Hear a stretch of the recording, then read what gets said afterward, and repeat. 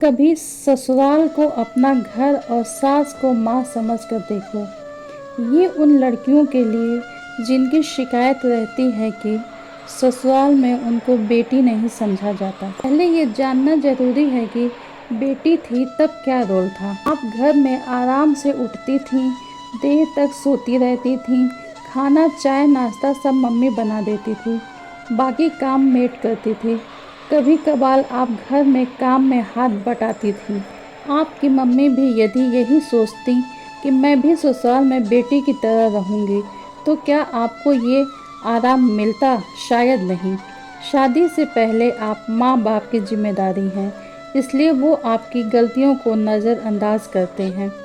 शादी के बाद आपके ऊपर भी आपकी माँ की तरह जिम्मेदारियाँ आती हैं, तो आपको भी वो करना होगा जो माँ घर में करती थी। हम लोग अपनी शादी से पहले की ज़िंदगी खूब ऐश के साथ काट कर आते हैं। अब हम जिम्मेदारियाँ आई तो घबराना क्यों शिकायत करना। अब मुझे बताएं, यदि आप पीहर आए, आपकी भाभी देर तक सोती रहें, मम्मी रसोई में काम करें, तो क्या आप उस भाभी की तारीफ करेंगी? कभी नहीं। आप माँ से कहेंगी, आप क्यों रसोई घर में खटती हैं, भाभी को करने दिया करो। कौन लड़की ऐसी है जो भाभी से ये कहेगी कि भाभी आप खूब आराम करो, मम्मी सब कर लेंगी।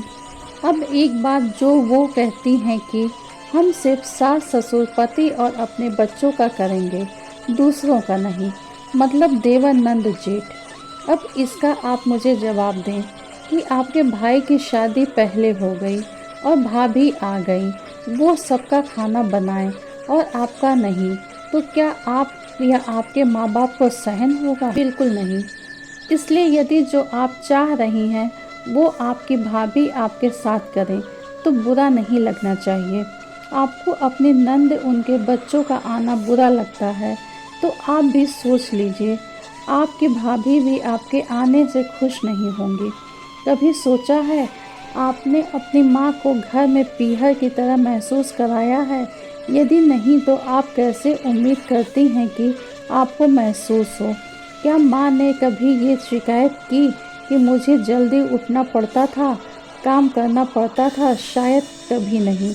वो तो सर दर्द होने पर भी आप लोगों के लिए खाना बनाती थी।